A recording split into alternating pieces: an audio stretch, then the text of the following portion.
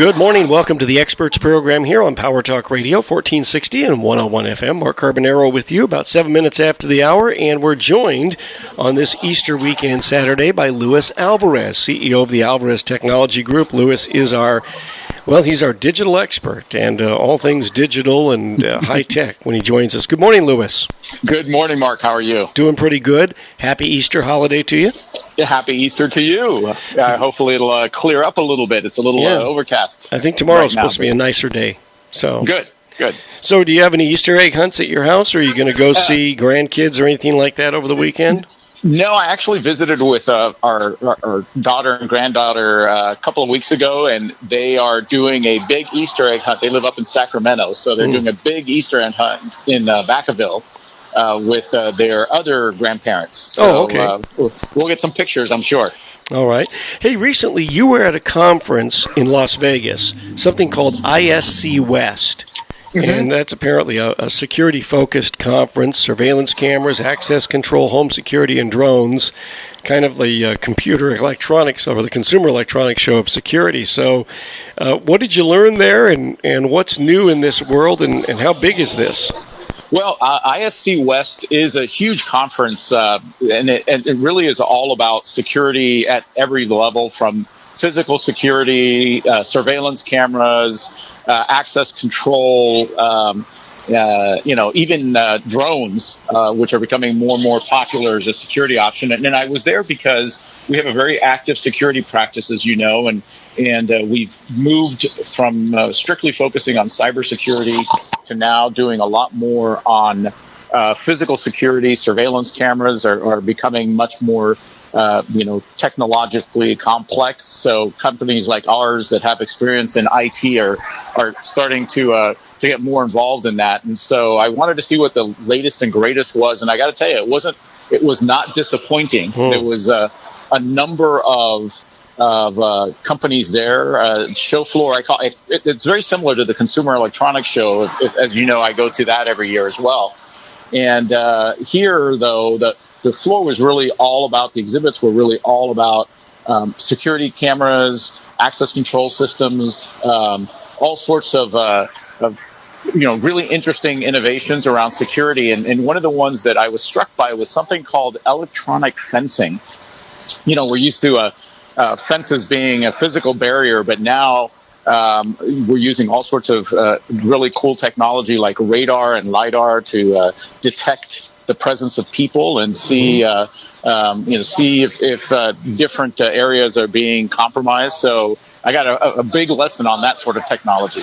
I've heard of electronic fencing, and I believe it already exists. In fact, I've heard about some sort of electronic fencing that people can put around the perimeter of their property, like, say, your front yard, and you don't, like, you take your dog outside, and you don't want your dog, he's off leash, you don't want him to run off your property. You don't want the neighbor who's walking their dog or someone just walking their dog for it to go on your lawn and do its business.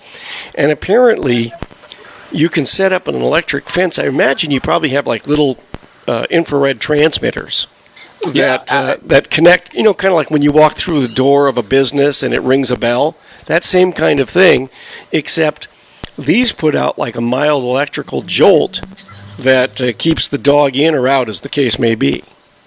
Is that what we're talking about for electronic fencing? It's something similar. One of the challenges that a lot of organizations have is trying to prevent people from breaking into their facilities or breaking into the their yards, especially if you're let's say an ag company here locally and you have a big yard with trucks and pallets and things like that. So you try to use things like security cameras and patrols, guard patrols to protect that.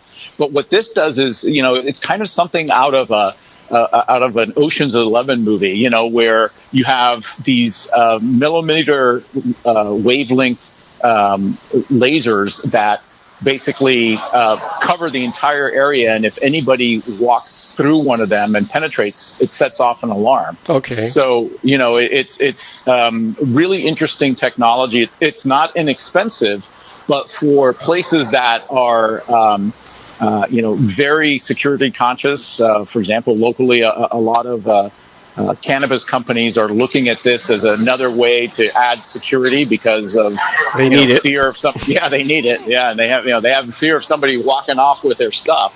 And they've been using surveillance cameras and guards for a long time, but this is just another layer of security on top of what they're already doing. All right. Now, do they have any of these electronic fences, like what I was talking about, that actually puts out, electricity that would shock you if you cross the barrier? No, they don't do that. But see, that would be that would be the ultimate get off my lawn, right? Yeah, that would be. So then you'll appreciate one of the drones that I saw was a drone designed to catch other drones. Oh, wow. And it's this big drone with and it shoots out nets to basically envelope other drones and force them to the ground. And the authorities are looking at these sorts of things to use over sporting events or other events where you have a large crowd and somebody starts flying a drone around there, and you never know if that drone is friend or foe. So They want to be able to bring it to the ground quickly. So they send their big patrol drone out and shoot out a net and capture it and bring it back down. Wow. Hey, do they have, I was just wondering about this. This just came to mind. Is there anything like taser firing drones? There are, and it was there. There was a police drone that was being shown, and it was something that was developed by, I think, the Raytheon Corporation for the military. That's now in civilian use, and the idea is crowd control, right? So you can fly these drones that can fire out a taser dart and be able to subdue somebody who might be doing something nefarious in a large event, whether it's like the Super Bowl or a baseball game or something like that. So that was really interesting. And then the face recognition technology is amazing. I mean, it's progressed to the point where now, at sporting events or large events like concerts, they can scan the crowd and identify people who have who they have in a database of potentially dangerous folks that are in the audience, and be able to subdue them. So, next time you go to a concert or you go to, a major sporting event, don't be surprised if out there someplace there's a camera checking you out and tagging you as a good guy or a bad guy. Well, I could see some of these new security measures being adopted by non-cannabis ag companies, because there's a huge issue with the theft of ag equipment, which, whether we're talking irrigation pipe or, tractors and things like that, this equipment runs into the hundreds of thousands of dollars, and I know if you follow agriculture, you'll understand what a huge issue this is for farmers, that they lose so much, this way. So this might be a way to aid law enforcement in apprehending those that would steal that equipment. And then, here's another thought with these surveillance drones. The dumping of trash and unwanted items on farm and ranch land is really at an epidemic stage in Monterey County. I mean, all you have to do is drive down Old Stage Road or San Juan Grade Road, and you'll see couches and television sets and refrigerators. People are just using farmers' lands for dumping grounds, and it costs a lot of money to have that stuff removed. Sometimes some of it has hazardous materials, and the farmers have no recourse. They have to pay 100% of the cost of mitigating that. Imagine if you had surveillance drones that could fly around the perimeter of your property, and somebody pulls up in their pickup truck or their car, and they open the trunk and they decide to dispose of their television set on your property. The drone comes by, takes a picture of the vehicle, gets the license plate, gets the person's face.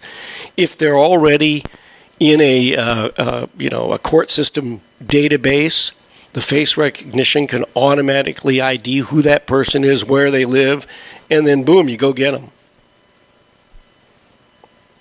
I mean, well, that's not too far-fetched based on what I saw at ISC West. I think that sort of technology is coming. I saw tethered drones that can hover over a an area indefinitely as long as they are getting power from a generator or from a local power source. Mm-hmm. So the idea that you can have drones do that sort of work is not it's not that far-fetched, quite frankly. And when you look at the fact that organizations like the California Highway Patrol are looking at drones as a way to step up enforcement of speeding cars and things like that.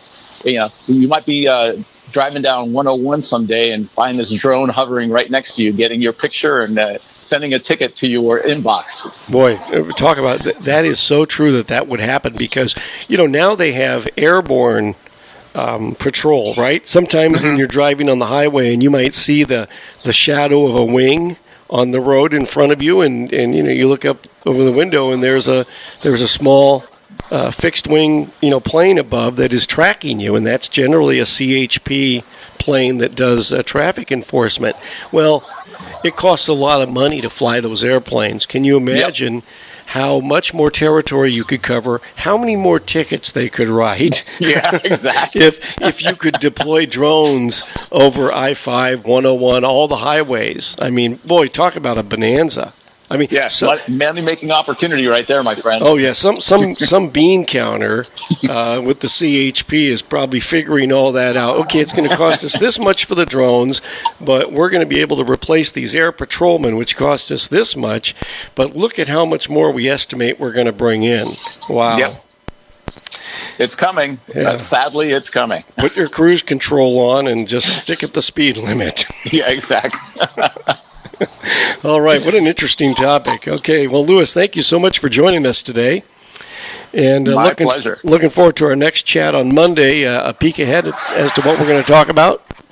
Well, I think we're going to talk a little bit about this big Microsoft breach into their online email system and some of these other breaches that are starting to become more and more common. So we'll delve into that a little bit. Sounds interesting. Looking forward to it. Thank you, Louis. Take care, my friend. All Enjoy right. the rest of your weekend. Yes, have a nice weekend and a wonderful Easter Sunday, and give my regards to Ronnie. Will do. All right, that's Louis Alvarez joining us here on Power Talk 1460 and 101 FM. It's 1020.